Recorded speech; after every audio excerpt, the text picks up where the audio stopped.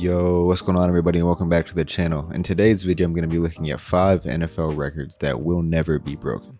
And stay tuned, because some of these are pretty crazy. But with that being said, let's go ahead and get into the video.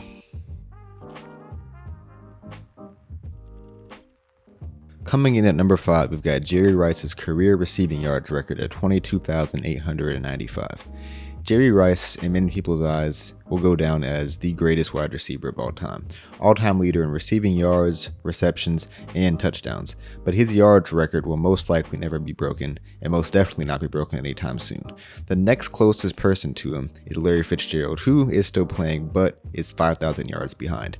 And with Fitzgerald already looking like he's going to retire at the end of this season, he would need roughly 7 more seasons with the pace that he's at to catch Jerry Rice's record. So I think it's pretty safe to say that this record will not be broken anytime soon. Another crazy thing about this record is that 14,000 of Jerry Rice's yards came after the age of 30, which is just flat out insane. I mean, it shows you how he was able to keep up with his body and keep going strong at that age as a wide receiver, where it's a lot more physically demanding position than others on the field.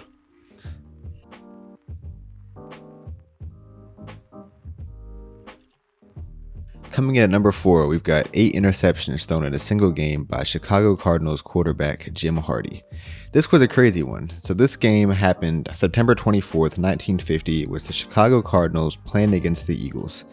And Cardinals were down 31-0 at halftime. So in the second half, they thought, all right, we got to push the ball off the field, try to get some points. And yeah, it's safe to say it backfired on them. 8 interceptions thrown by Jim Hardy. Cardinals would go on to lose 45-7.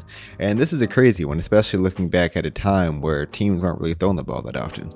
And plus, this record will probably never be broken because no coach is going to let a quarterback stay in the game long enough to get 8 interceptions.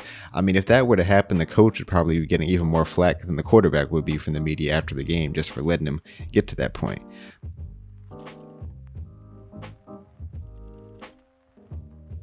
Coming in at number 3, we've got the Seattle Seahawks setting the record for the fewest total offensive yards in a game at -7. Yes, you heard me right, -7. So this game happened on November 4th, 1979. The Seahawks were playing against the Rams, and the Seahawks were only able to manage 23 yards rushing, 25 yards passing, and then lost 55 yards on sack yardage. Seahawks quarterback Jim Zorn finished the game 2 of 17 passing with only 25 yards. And the Seahawks would lose this game 24-0. I mean, this record is just a crazy one. Just think about going a whole game and finishing that game negative in total offense. Amazingly though, even though they were so bad on offense, they only lost the game, I say only, but 24-0, because as unproductive as they were, they only had 1 turnover, so that kept the game from getting completely ugly. But yeah, this record will most likely never be broken, which is how offensive the game is played now. So yeah, number 3, -7.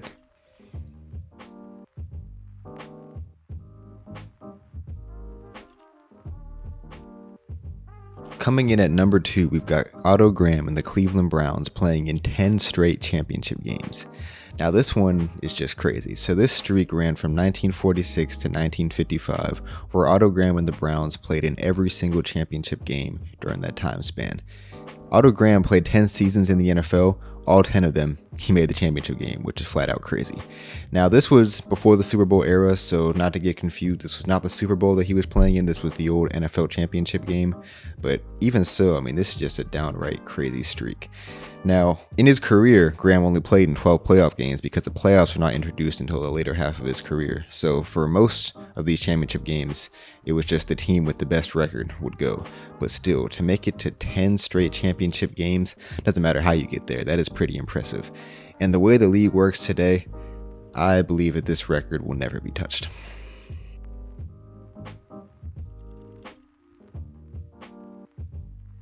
Coming in at number 1, we've got a streak of 13 consecutive shutouts set by the Akron Pros from 1920 to 1921. Now this record I can confidently say flat out will never be broken. 13 shutouts in a row is just ridiculous, and obviously will not even be possible in this era of football. So this happened in literally the first 2 seasons of the NFL by the Akron Pros, a team that is now long gone from the league. And it spread across 2 seasons, started in the 1920, ended in the 1921 season. In 13 games in a row, they kept their opponents from scoring, which is just absolutely insane. Now, obviously, this era was much different. No one was throwing the ball, so I mean, if you could just keep teams from running the ball, you're going to play good defense, and you had a good chance of shutting somebody up.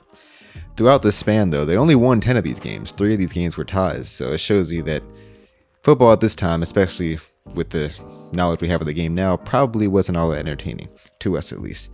Just to give you some context for this streak, though, the longest shutout streak of the Super Bowl era since 1970 is 3. So yeah, I think it's pretty safe to say that this record is going to stand forever. Yo, thank y'all so much for watching. Don't forget to like, comment, and subscribe. Let me know if there's any records that I missed, and also let me know if you want me to do more videos like this in the future. But yeah, with that being said, I will see you all on the next video, and as always, Godspeed.